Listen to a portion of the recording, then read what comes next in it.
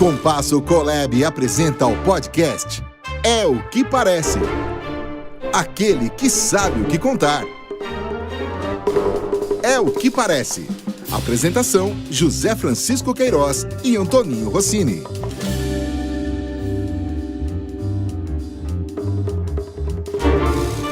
Alô, amigos! Aqui estamos mais uma vez com É o que Parece, mais um programa que nós queremos levar para você um pouco de entretenimento, diversão, conhecimento, passar para vocês alguns minutos da nossa vivência profissional.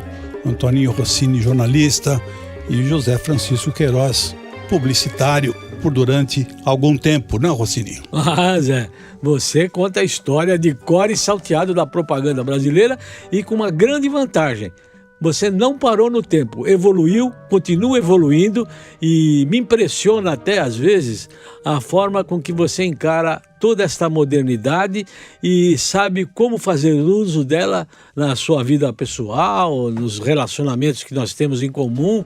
Então isso é muito legal, aliás, é o que me estimula bastante, porque eu, como jornalista, eu sou um generalista, um crítico, que por acaso, há muitos anos passados, se adaptou muito bem na especialização do jornalismo publicitário e estou nele até hoje, convivendo com você aqui nesse É o que Parece, que realmente é uma delícia. Qual é o tema de hoje, Zé? Não, antes do tema, deixa eu agradecer aí um elogio que você fez. Eu acho que isso tem a ver muito com os anos e anos de relacionamento da nossa amizade. Acho que eu não sou tudo isso não, mas acho que tem alguma coisa que nós sabemos o que contar, que é aquilo que É o que Parece pretende colocar.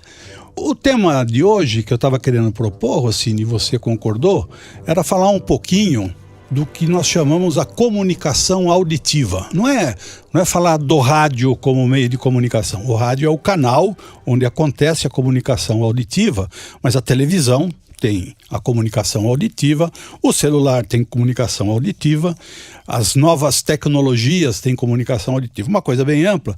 E eu queria resgatar um pouco, sem ficar parecendo que nós estamos querendo fazer disso um ranço do nosso programa, mas eu acho que às vezes vale a pena nós registrarmos, contarmos coisas que aconteceram, por que aconteceram, como aconteceram e o que isso reflete nos nossos dias dentro da área da comunicação e também do jornalismo. Falando especificamente da comunicação, tem essa palavra mágica chamada o jingle. Exatamente. O jingle, que é a propaganda cantada, não é? E eu fui buscar, óbvio que além da informação que nós adquirimos no decorrer dos anos, nós fomos, e eu sou um ferrenho buscador, pesquisador de informação, e eu descobri recentemente um livro que é Jingle, a Alma do Negócio, que foi feita pelo Fábio Barbosa Dias. Eu me interessei por essa obra e fiquei maravilhado. É um livro que eu recomendo para quem quer conhecer a história do jingle, da propaganda no rádio, a origem, e tem um passado remoto da onde surgiu tudo isso, da tal da comunicação auditiva, e depois apresenta, além do livro, tem um CD com centenas, eu não vou saber lembrar o nome agora, de jingles no decorrer de décadas, alguns deles muito famosos e que a gente pode até fazer uma seleção aqui na segunda parte para apresentar. Mas esse livro, ele começa uma história muito remota que vale como registro, que vale como história, porque eu não sei se todos conhecem a história, e eu não conhecia. Apesar de militar mais de 50 anos na publicidade brasileira, eu não sabia qual era o significado da palavra jingle. E nesse livro tem bell, isso. Né? O jingle bell é o toque do sino, né? A música do sino. Mas a palavra jingle, ela nasce lá atrás, num termo americano, que significa tilintar. É o choque entre dois metais, plim, plim, plim. Isso é a origem da palavra jingle. E mostra o quanto que o jingle tem a ver com a sonoridade e com a música, que é diferente do spot, não é isso? Sem dúvida nenhuma. O spot, por exemplo, é uma linguagem publicitária onde se ouve apenas a voz. Essa voz pode ser de um belíssimo locutor, traduzindo um texto feito por um grande redator criativo da área da propaganda. E tem duas vertentes. Uma é aquela que a gente até recentemente comentou, é o que presta o depoimento.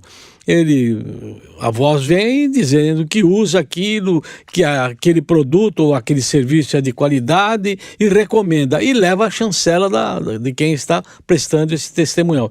E um outro não é bem assim, o outro é apenas uma leitura muito acentuada, muito destacada por uma voz, como já disse, que destaca o produto. Agora, nesse contexto, Zé, eu gostaria de registrar uma grande incongruência. Embora nos dias de hoje, com a tecnologia avançando a cada dia, a cada minuto, a cada segundo, o rádio ainda não está sendo devidamente aproveitado. Eu, às vezes, fico até penalizado.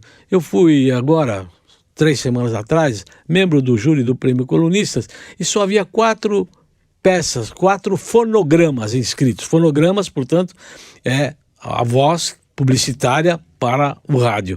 Então, isso aí é uma questão que sempre me deixa acanhado, me deixa até triste, porque eu respeito muito o rádio, e não só porque eu tenha trabalhado durante muitos anos, e você sabe disso. Aliás, quando você era diretor da editora Globo, você patrocinava o meu programa. A gente já tinha uma boa amizade, mas você patrocinava porque acreditava no resultado da audiência, porque exatamente atingia o meio publicitário, as pessoas ligadas à comunicação. Então, são instrumentos, ferramentas para alavancar vendas, projetar imagem do ponto de vista institucional, do ponto de vista de qualidade, e pontuar, às vezes, um produto que nem sempre está em evidência, não é, Zé? O rádio é uma tese antiga, né? Partindo particularmente dos empresários do rádio, de que o rádio é esquecido pela publicidade brasileira. Eu acho que em parte tem razão e em parte não tem. Porque eu que convivi muito tempo na área de mídia e procurando selecionar os meios de comunicação para clientes fazerem propaganda, eu parto do princípio que tudo é uma questão do que você tem que comunicar, para que tipo de público, principalmente, e que ferramentas melhor você pode usar. O rádio tem suas vantagens, né? Tem uma frase antiquíssima que diz o seguinte: o rádio é o meio de comunicação mais democrático que existe. E é, porque só através da palavra você imagina o que seria aquele produto, ou aquele personagem, ou aquele fato. É uma maneira democrática de projetar para o ouvinte aquilo que se está anunciando ou colocando. Eu só queria agregar o que você está dizendo, Zé Francisco, dessa facilidade que o rádio tem. Hoje, o agricultor, trabalhando a terra, ele tem um fone de ouvido que está ouvindo seu programa preferido às 6 horas da manhã. Então, o rádio, ele é um companheiro inseparável. Há programas noturnos de rádio que acompanham o insônia, aquele que não dorme facilmente, porque ele acaba sendo o companheiro daquela pessoa. O rádio é destacadamente a mídia completa. Ela é espetacular. Só faço um adendo aí. De fato, eu tenho uma impressão que o anunciante sabe fazer uso do rádio, mas ele não olha o rádio com seriedade. Eu vou explicar. Você abriu o nosso programa de hoje falando do jingle.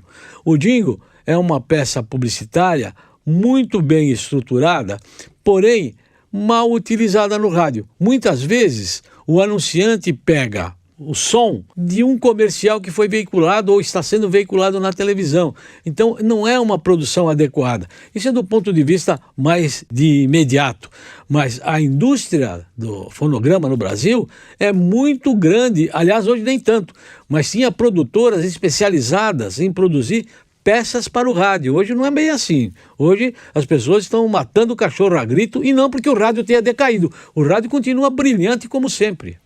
Essa é uma das mudanças que aconteceu na publicidade do rádio, porque hoje a tecnologia induz a você usar o som através daquilo que já está feito, criado, está lá num arquivo de sons para você usar. Isso rouba a oportunidade que havia no passado. Isso é verdade. De terem compositores criando peças para o rádio, muitas delas com músicas inéditas. Então o cara criava não só o texto, mas criava a música e transformava aquilo que hoje nós chamamos do jingle. E esse espaço hoje, ele foi diminuído. Acho que isso desvaloriza a comunicação através da audição, exatamente porque falta um pouco mais de carinho e atenção e descobrir uma forma talentosa através da criação, da produção de música e texto adequado para o rádio ou qualquer outro meio de comunicação que precisa do som. Alô, amigos, amigas, vocês estão ouvindo o depoimento, o papo agradabilíssimo com o Zé Francisco sobre o rádio. Vejam vocês que há sentido de a gente comentar sobre isso. Por exemplo, quem está agora numa esteira praticando exercício aeróbico ou está indo para o escritório, no carro, com o fone de ouvido, pode estar pensando que a gente é louco, falando coisas que não fazem sentido, mas a gente tem esse sentido exato da importância do rádio. O rádio é fundamental, mas passa por constantes transformações.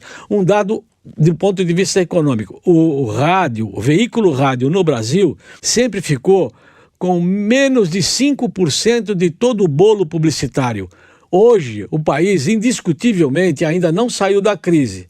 Não sei se vai sair, aliás. Porém, em épocas antigas, não tão antigas, a verba da propaganda envolvia 100, 120 bilhões de reais, onde apenas 4 a 5% era dedicado ao rádio. Então era muito pouco. Por quê? Porque focava direto à televisão. Por quê? Porque a televisão era um instrumento relativamente mais completo. Tinha o som, o áudio, o vídeo. Só ela não tinha a portabilidade.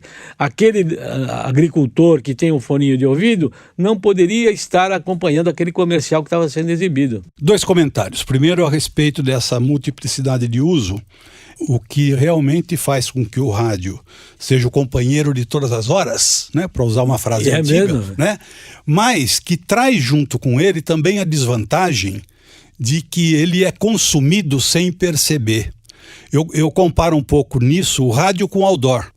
O outdoor, aquela publicidade que está nas ruas, no metrô, hoje na mídia out of home, como chamam, você pega aquela mensagem, mas você não registra. O teu cérebro arquivou aquilo que você viu. Mas necessariamente você não está ali prestando atenção naquela comunicação. E o rádio acontece a mesma coisa, particularmente por esse fato de, na grande maioria das vezes, você ouve rádio ou peças radiofônicas, inclusive no celular, não é? No Spotify ou músicas e tal, fazendo alguma outra coisa.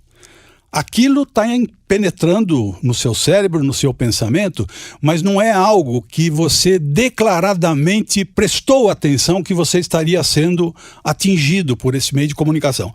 Essa generalização, nesse sentido de aferição do valor do rádio como peça publicitária, acaba sendo até prejudicial, porque o ouvinte até recebe a mensagem, mas necessariamente não registra que ele tem um total conhecimento disso. Eu me lembro de uma pesquisa feita há muitos anos, quando o famoso grupo de mídia, que era um pessoal de agência de propaganda que criou um grupo de mídia para desenvolver técnicas de mídia no Brasil, nós fizemos uma pesquisa que não tem nada a ver com o rádio, mas que mostra essa dicotomia de que nós não estamos aqui para receber publicidade a todo momento e registrar.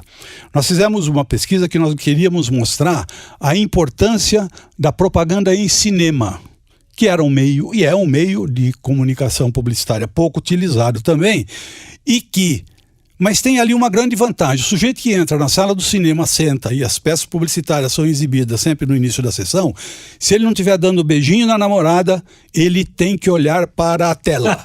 E ao olhar para a tela, ele está vendo aquela propaganda. Pois bem, nós queríamos fazer uma pesquisa dessa eficiência. Nós, profissionais de mídia, preparamos um questionário, fomos na porta aí de alguns cinemas de São Paulo durante um dia todo, e na saída do cinema, um detalhe, naquela época tinha uma campanha de um aparelho de som da Philco que estava sendo lançado e só usava a mídia cinema. Então era um comercial que só foi exibido no cinema. Pois bem, as pessoas saíam da sala, nós perguntávamos, escuta, você lembra de ter visto propaganda no início da sessão? Eu vi, tinha do ministro, tinha lá o do Philco e tal. Falou, e você já tinha visto essa propaganda? Detalhe, 3/4 das pessoas disseram já. E onde você viu? Na televisão.